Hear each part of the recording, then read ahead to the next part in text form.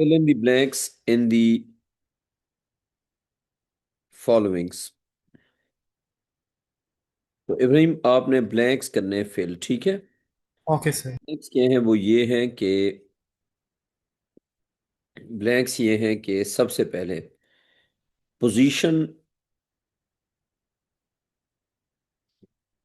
Position of an object position of an object is given by stating position of an object is given by stating its dash with respect to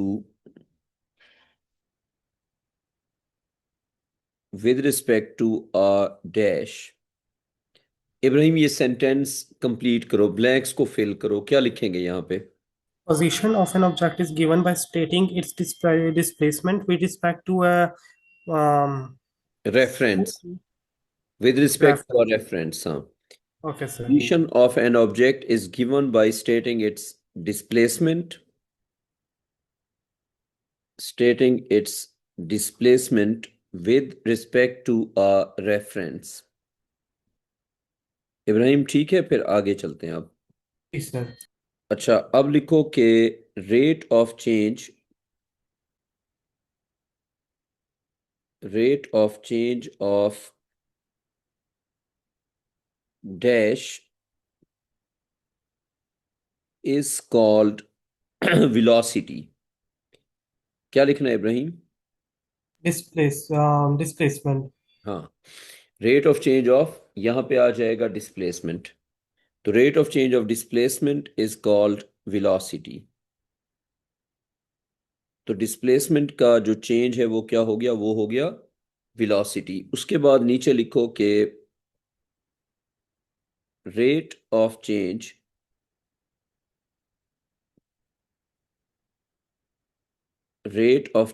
of dash is called acceleration.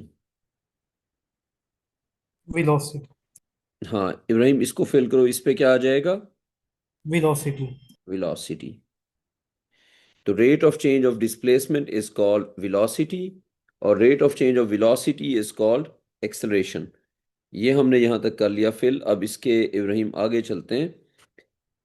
अच्छा Yes, sir. Ibrahim, अब इसके आगे ये है कि change of, यूं लिखो बल्कि एक second, acceleration can B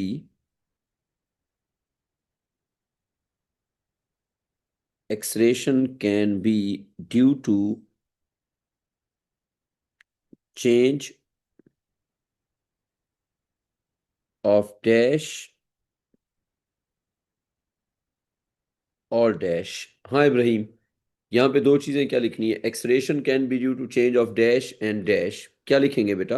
Change of direction or motion. Faris क्या लिखना है यहाँ पे? Acceleration can be due to change of dash and dash. तो डैश और डैश पे क्या लिखना है फारिस? से एक डायरेक्शन होगा। Hmm, acceleration can be due to change of direction, और दूसरा ऑप्शन क्या होगा? Speed. स्पीड। तो acceleration can be due to change of speed और डायरेक्शन। तो स्पीड चेंज होगी तो वो भी एक्सेलरेशन, डायरेक्शन चेंज होगी तो वो भी एक्सेलरेशन। इब्राहिम लिख ली सारी बातें? जी सर। अच्छा इब्राहिम, अब uniform and non uniform speed. Uniform and non uniform speed. Speed को मेंटेन करने को कहते हैं यूनिफॉर्म स्पीड, और अगर स्पीड चेंज हो रही है तो उसको हम कहते हैं नॉन यूनिफॉर्म स्पीड। तो यूनिफॉर्म स्पीड का मतलब ये है कि अगर हम लिखें यूनिफॉर्म स्पीड, अस्सलाम वालेकुम सर। यूनिफॉर्म, जी बेटा सलाम वालेकुम। सर आपने यहाँ से ही स्टार्ट कराया है? हाँ बेटा, वो जो जहाँ पे हम थे उधर से आगे किया, यहाँ तक हम कर चुके थे ना। जी सर। तो इसके आगे बस ये किया अभी तक। ठीक है एक सर, तो थैंक यू। हाँ जी, fill in the blanks in the followings. और उसके अब हम आगे चल रहे हैं। अच्छा, अब हमने हेडिंग दी यूनिफॉर्म स्पीड। तो यूनिफॉर्म स्पीड क्या होती है कि अगर हर एक सेकंड में ऑब्जेक्ट इक्वल डिस्टेंस ट्रेवल करेगा तो उसकी यूनिफॉर्म स्पीड होगी। तो if an object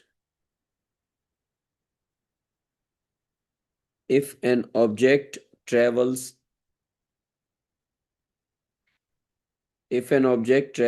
equal distances in equal intervals of time, equal distances in equal intervals of times, then the speed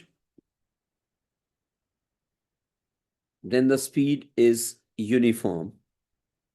Ibrahim, कब होगी यूनिफॉर्म स्पीड? जब इक्वल टाइम में ऑब्जेक्ट इक्वल डिस्टेंस ट्रेवल करेगा। तो जो भी ऑब्जेक्ट इक्वल टाइम में equal distance travel करेगा उसकी स्पीड होगी यूनिफॉर्म। इब्राहिम, हो गया कॉपी? इब्राहिम, कॉपी हो गया बेटा? फारिस, कर लिया कॉपी? तो yes sir. Faris, non uniform speed क्या होगी? जब डिस्टेंस ट्रेवल हर सेकंड में क्या होगा? डिफरेंट डिफरेंट होगा। ठीक, अनइक्वल। तो उसको हम सर कहते हो गया कॉपी। हाँ। अच्छा, अब नॉन यूनिफॉर्म स्पीड क्या होगी? And if distance covered in every second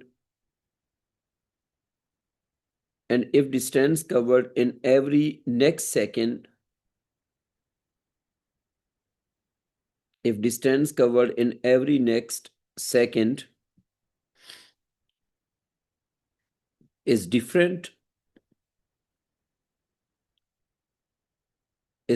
from distance covered in previous second is different from distance covered in previous second, then क्या कहेंगे इसकी ना बेटा? द स्पीड इज यूनिफॉर्म या non uniform? then the speed is non-uniform. बेटा आइए समझ स्कीना बेटा। हाँ फारिस, ये बात समझ आ गई? यस। तो फारिस, क्या होती है नॉन यूनिफॉर्म स्पीड? कि हर एक सेकंड में जो डिस्टेंस कवर्ड है अगर वो डिफरेंट डिफरेंट होगा तो वो क्या होगी? Uniform speed. और अगर डिस्टेंस कवर्ड सेम सेम होगा तो वो क्या होगी? Uniform speed. अब जैसे किसी ऑब्जेक्ट का मोशन यूं चल रहा है, पहले सेकंड में इतना डिस्टेंस, अगले सेकंड में फिर इतना डिस्टेंस, नेक्स्ट सेकंड में फिर इतना डिस्टेंस, फिर नेक्स्ट सेकंड में फिर इतना ही डिस्टेंस। तो अगर हर एक सेकंड में इट्स कवरिंग सेम डिस्टेंस, ये देखो 0 second, 1 second, 2 second, 3 second, 4 second. हर एक सेकंड में डिस्टेंस जो है फर्ज फर्ज करें हम कहते हैं it was 10 metre. So 10 metre in every second. Sakina बेटा, इट रिप्रेजेंट्स यूनिफॉर्म स्पीड। इधर नमाज हो रही है तो मैं नमाज पढ़ने जा रहा हूँ। फिर अल्लाह हाफिज। हाँ हाँ इब्राहिम। अच्छा स्किना बेटा, इसको क्या कहेंगे? यूनिफॉर्म स्पीड या non uniform speed? Uniform speed sir. और ये अगर एग्जामिनर कहे कि आपको कैसे पता चल रहा है तो आप क्या कहेंगी? क्योंकि सर हर पासिंग सेकंड में इक्वल डिस्टेंस हो रहा है पिछले वाले से।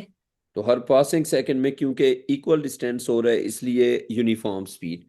ठीक है भाई फारिस। फारिस, अब अगर फर्ज करें फर्स्ट सेकंड में डिस्टेंस है 2 मीटर्स, ठीक है? फर्स्ट सेकंड में डिस्टेंस है फर्ज करें 2 मीटर्स, फिर अगले सेकंड में डिस्टेंस डिफरेंट हो गया, फॉर एग्जांपल 7 मीटर्स, फिर अगले सेकंड में डिस्टेंस और डिफरेंट हो गया, फॉर एग्जांपल 12 मीटर्स। ये किस में हो गया? थर्ड सेकंड में। तो उसकी ना बेटा अब क्या लग रहा है, यूनिफॉर्म स्पीड या non uniform speed? Non uniform speed sir. और एग्जामिनर अगर कहे कि बताओ आपको कैसे पता चल रहा है तो आप क्या बताएंगी? Because the distance covered in every second is different from the one in the previous. तो ये हो गई नॉन यूनिफॉर्म स्पीड। फारिस आ गई समझ यहां तक? अच्छा, यस सर। अब अगर हम बात करते हैं एक्सेलरेशन की इक्वेशन की, तो इक्वेशन फॉर एक्सेलरेशन हमने क्या सीखी थी? Equation for acceleration is equal to A is equal to V minus you over T.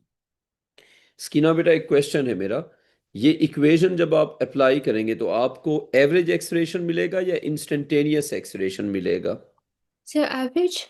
Faris, ये इक्वेशन जब हम अप्लाई करेंगे तो हमें उस इंस्टेंट पे एक्सेलरेशन मिलेगा या उस इंटरवल का एवरेज एक्सेलरेशन मिलेगा? सर एवरेज मिलेगा क्योंकि इंस्टेंट एवरेज नहीं होता। मिलेगा। और अगर एक्सेलरेशन चेंज हो रहा है तो फिर ये इक्वेशन हमें करेक्ट आंसर बताएगी या इनकरेक्ट आंसर बताएगी? Equation change incorrect. इनकरेक्ट। तो ये इक्वेशन हम सिर्फ तब यूज कर सकते हैं अगर एक्सेलरेशन कांस्टेंट है। अगर एक्सेलरेशन चेंज हो रहा है तो फिर हमें ये इक्वेशन सिर्फ एवरेज बताएगी, जो कि एग्जैक्ट इंस्टेंटेनियस एक्सेलरेशन नहीं होगा। तो ये बात लिख लो कि A is equal to V minus you over T only gives only gives average acceleration। ये इक्वेशन बेटा हमें देती है सिर्फ फारिस एवरेज एक्सेलरेशन। फारिस आ गई समझ? यस। अच्छा, अब फारिस एक क्वेश्चन लिखो। लिखो कि a car a car starts from rest a car starts from rest and accelerates a car starts from rest and accelerates for 10.0 second to achieve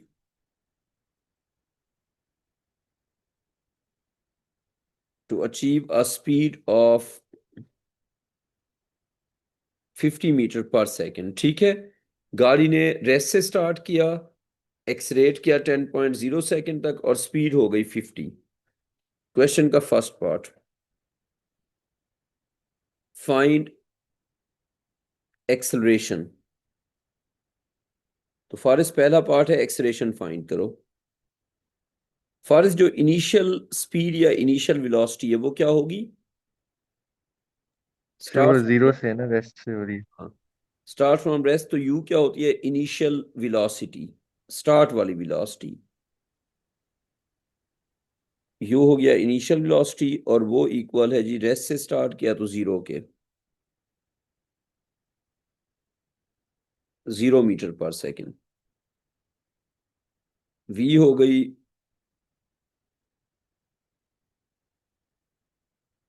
final velocity और बेटा वो इक्वल है 50 मीटर पर सेकंड के। और जो टाइम लगा है बेटा वो है 10 सेकंड। फर्स्ट इक्वेशन क्या है हमारे पास? A is equal to V minus you over T. Final velocity minus initial velocity over time. Time. तो A is equal to, first final velocity है 50, इनिशियल वेलोसिटी है 0 और जो उसको टाइम लग रहा है वो है 10 सेकंड। तो ये हो गया 50/10, तो क्या आ गया Faris? Sir 5 meters per second. 5 आ गया। स्कीना बेटा, कोई क्वेश्चन है इसमें यहां तक? No sir. अच्छा, तो हमारा आंसर आ गया 5 मीटर पर सेकंड स्क्वायर। अब इस क्वेश्चन का बेटा सेकंड पार्ट लिखो। लिखो कि at one instant at one instant during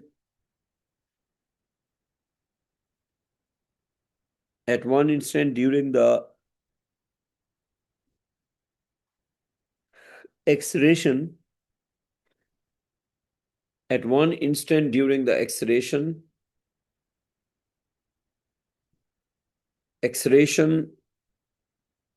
was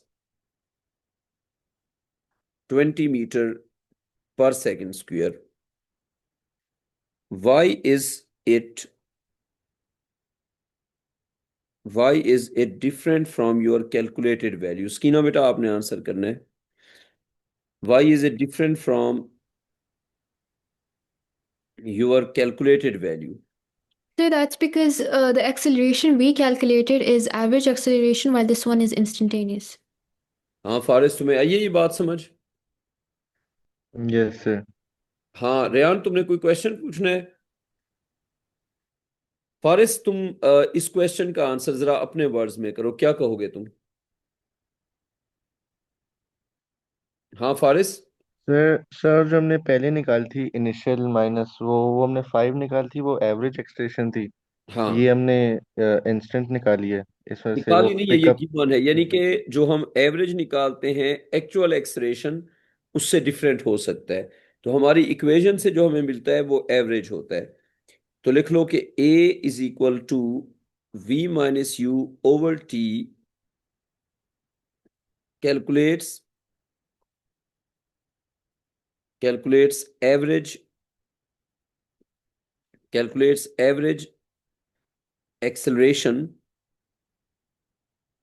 acceleration over the whole interval and not acceleration at a single point, and not acceleration at a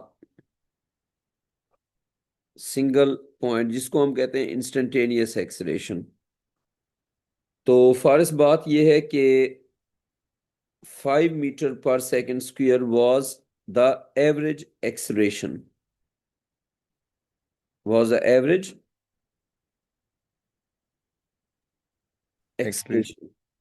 while 20 meter per second square was acceleration at one instant.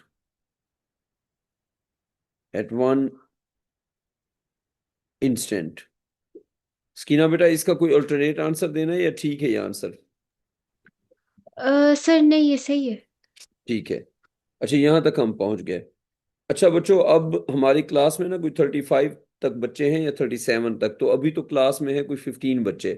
तो इसके आगे हम Monday onwards ही continue करेंगे ताकि बच्चों का miss ना हो जाए. थोड़ा बहुत हमने पढ़ लिया, बस मंडे ऑनवर्ड्स फिर कंटिन्यू करेंगे. ठीक है फारिस? सर ठीक है सर. जी मोमना बेटा. सर आप ये फिर से एक्सप्लेन कर सकते हैं हाँ हाँ, कैलकुलेट. मोमना ये मैं कर सकता हूँ. मोमना जो इक्वेशन फारिस से आपको समझ आ कैलकुलेट गई? करते हैं ना, हाँ मोमना, जो हम इक्वेशन से कैलकुलेट करते हैं वो पूरे इंटरवल की एवरेज होती है. तो कभी कभी ऐसा होता है कि चीज चेंज हो रही है. इफ समथिंग इज चेंजिंग तो उसकी जो ओरिजिनल वैल्यू है वो उसकी एवरेज वैल्यू से डिफरेंट होगी.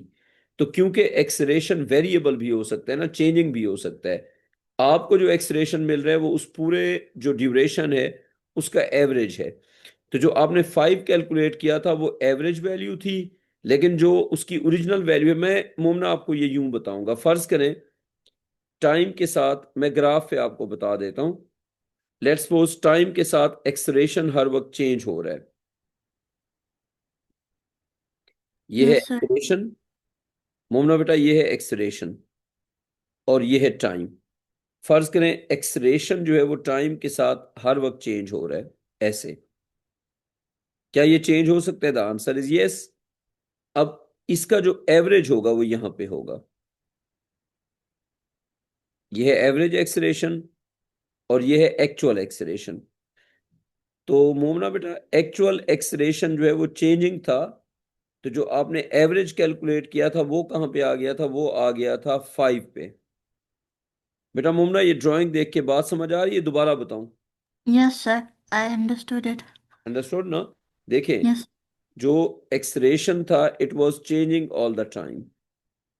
when it was changing, this changing acceleration cannot be calculated. You have no equation for this acceleration, varying acceleration, that is shown with the red color.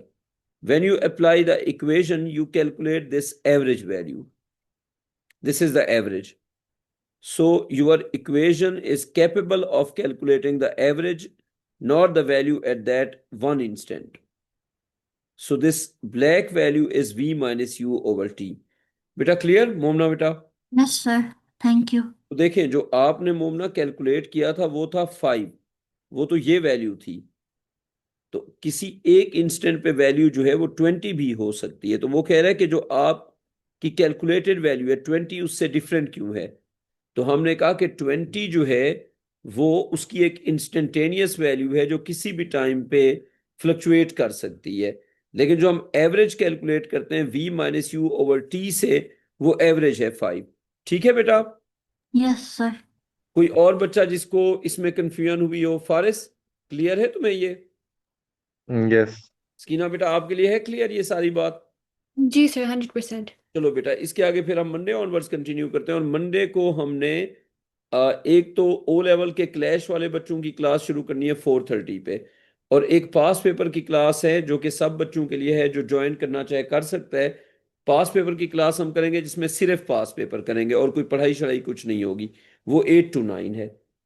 तो मैं सारी routine आज share कर दूंगा। एक class है जो क्लैश वाले बच्चों के लिए है, वो है 4:30 to 5:15, और एक क्लास है 8 to 9 या 8:20 to 9:20, जिसमें हम पढ़ाई बिल्कुल नहीं करेंगे, कोई उसमें नोट्स कुछ भी नहीं, बस सीधे पास पेपर्स।